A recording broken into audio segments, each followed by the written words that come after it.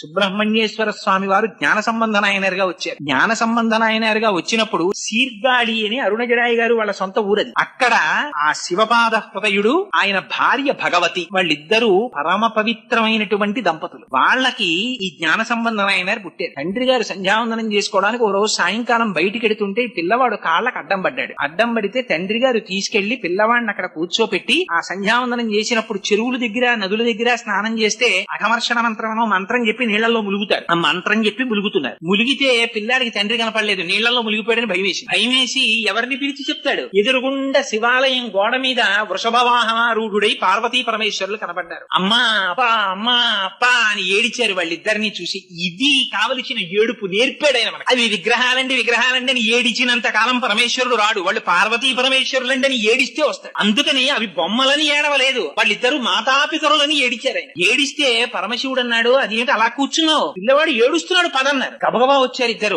అమ్మ ఏం చేస్తుంది, పిల్లాడు ఏడిస్తే పాలు ఇవ్వాలి, పార్వతి పాలి అన్నారు. ఆవిడంది ఏమిటో తేలిగ్గా చెప్పేస్తున్నారు, శివజ్ఞానం వచ్చేస్తుంది పాలిస్తే, ఇవ్వనా అంది. ఇచ్చేసేయి అన్నారు. బంగారు పాత్రలోకి స్తన్యాన్ని పిండి పాలిచ్చేసి పాలిస్తే ఆ పాలు తాగేశాడు పిల్లాడు. తాగేయగానే శివజ్ఞానం వచ్చేసి తండ్రి గారు అఘమర్షణ మంత్రం చెప్పి పైకి లేచారు. వచ్చారు. కుర్రవాడి నోటి పక్కన పాలు కనబడ్డాయి. ఎవరిచ్చిన పాలు తాగేవరా అని అడిగారు. వెంటనే బ్రహ్మాండకమైనటువంటి పదికని చెప్పారు. అంటే మనకి దండకాలంటాను చూసారా, అటువంటిది చెప్పారు. ఆ కుర్రాన్ని ఎత్తుకుని గుడిలోకి తీసుకెళ్తున్నారు. వాడు రావణ బ్రహ్మ చేసిన స్తోత్రం దగ్గర నుంచి చెప్పేస్తున్నాడు ఆ పిల్లాడు. వాడు గుడికి తీసుకెళ్తే చేతిలో ఇలా భజన చేస్తూ పరమశివుణ్ణి కీర్తిస్తుంటే చేతులు ఎర్రబడుతున్నాయి. పార్వతీ పరమేశ్వరులు చూడలేక బంగారు చిడకలు పైనుంచి కింద పడేసి. ఇప్పటికీ జ్ఞాన సంబంధాలు తిరిగినటువంటి దేవాలయాలు తమిళనాడులో ఉన్నాయి. అంతటి మహాపురుషుడు ఆయన.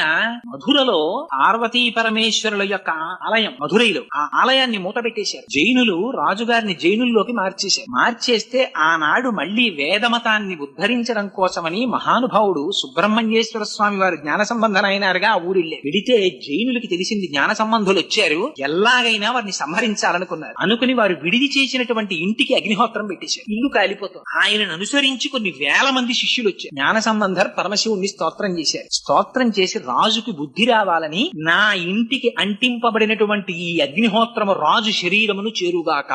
మరి నోటి వెంట వచ్చినదే సత్యం అయిపోతుంది. రాజుగారి ఒళ్ళు కాలిపోవడం మొదలెట్టింది. వైద్యులు దగ్గరికి వెళ్లారు. వెడితే శ్రీయ పురాణంలో రాశారండి, అరిటాకులు పట్టుకెళ్లారట. పడుకోబెడదాం లేత అరిటాకుల మీద.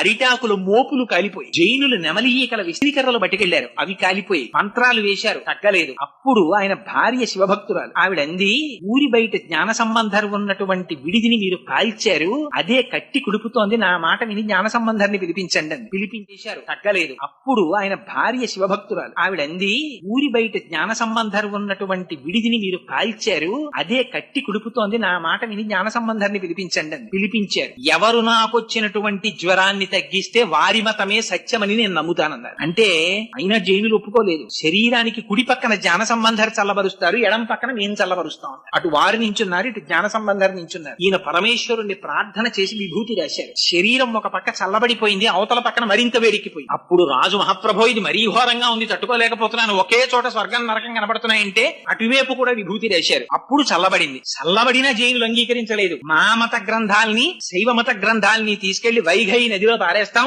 ఏవి ఎదురొచ్చి నిలబడితే అవే ప్రమాణం అన్నారు. వైఘై నదిలో పడేశారు. వాళ్ళ గ్రంథాలు కొట్టుకెళ్లిపోయాయి. జ్ఞాన సంబంధర్ వేసినటువంటి గ్రంథాలు మాత్రం శివాలయం దగ్గరికి వెళ్లి పైకి లేచి నీటి మీద నిలబడిపోయాయి. చిట్ట చివర జ్ఞాన సంబంధర్కి వివాహం చేస్తా ఉన్నారు. జ్ఞాన సంబంధర్ ఎంత చిత్రం అంటే, ఒక వైశ్యుడు వాళ్ళ అమ్మాయిని ఆయనకిచ్చి పెళ్లి చేస్తానన్నారు. ఇన్ని ఏర్పాట్లు చేసుకున్న తర్వాత ఆ అమ్మాయి పువ్వులు కోయడానికి వెడితే పాము గరిచి చచ్చిపోయి. జ్ఞాన సంబంధర్ అప్పటికి ఎక్కడో ఉన్నారు, ఏదో ఊళ్ళో దేవాలయంలో. ఆయన వచ్చే వరకు పార్థివ శరీరం ఉంటుందా?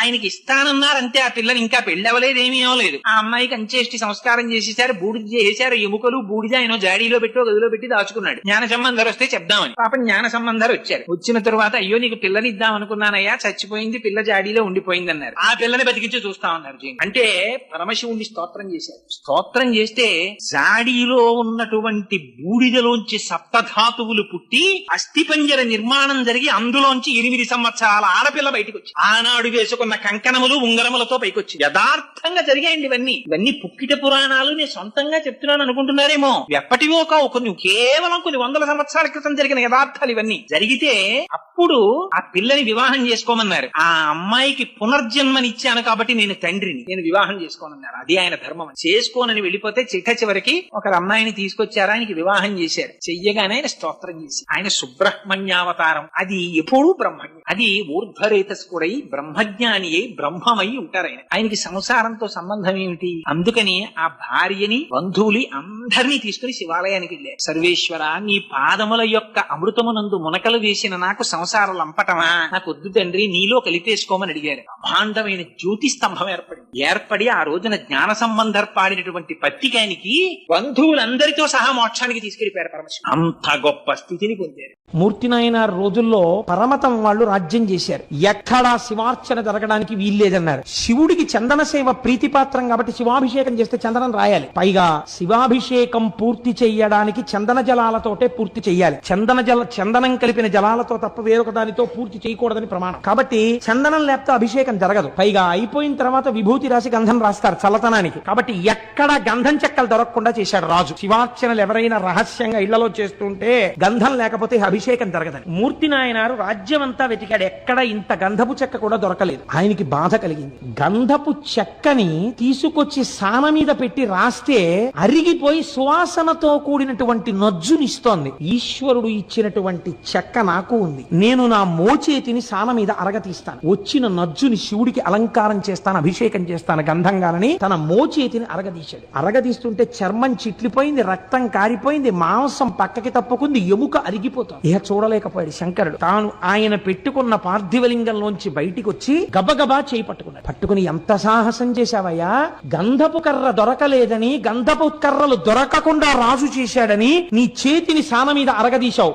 రేపటి రోజు నుంచి ఎక్కడెక్కడ ఎలా శివార్చనలు కావాలంటే అలా చేసుకునే విధంగా ఈ రాజ్యాన్ని మారుస్తాను. ఒక్కరోజు, రేపటి రోజు అలా జరుగుతుందన్నాడు. అంటే ఆ రాత్రి పడుకున్నాడు మూర్తి నాయనార్, రాజు పడుకున్నాడు. మూర్తి నాయనార్ ప్రాతకాలంలోచి శివాలయంలోకి వెళ్ళాడు. ప్రాతకాలంలో రాజు హంసతూలికా తల్పం మించి నిద్ర లేవలేదు. ఎందుకు లేవలేదని దగ్గరికి వెళ్ళారు. రాజు నిద్రలోనే మృత్యువశుడైపోయాడు. ఆయనలో ఉన్న శివుడు తప్పుకుంటే చాలదండి, చనిపోయాడన్నారు. పార్థివ శరీరాన్ని బయట పెట్టేశారు. కొడుకులు లేరు కాబట్టి ఇప్పుడు ఎవరికి ఇవ్వాలి రాజ్యం? ఆ రోజుల్లో ఒక్కటే పరీక్ష. పూలదండని ఏనుగుకిచ్చి ఏనుగునికి కళ్ళకి గంతలు కట్టి వదిలేరు. అది ఎవరిని చూసినప్పుడు దండ వారి మెళ్ళలో వేస్తుందో వారికి పట్టాభిషేకం చేస్తామన్నారు. మూర్తి నాయనార్ దేవాలయంలోంచి బయటికి వస్తున్నాడు. ఏనుగు అటుగా వెళ్ళింది. మూర్తి నాయనార్ వాసన తగలగానే రెండు కాళ్ళు జాపి భూమి మీద చోటిచ్చి కాళ్ల మించి ఆయన్ని పైకెక్కించుకుంటూ దండ వేసి తన మూపున కూర్చోబెట్టుకుని అంతఃపురానికి తీసుకెళ్లి ఈయనకే పట్టాభిషేకం చేద్దామని మరునాడు మూర్తి నాయనార్నే రాజుగా అభిషేకం చేశారు. ఆయన అన్నాడు, నాకు అభిషేక జలాలతో సామ్రాజ్య పట్టాభిషేకం వద్దు,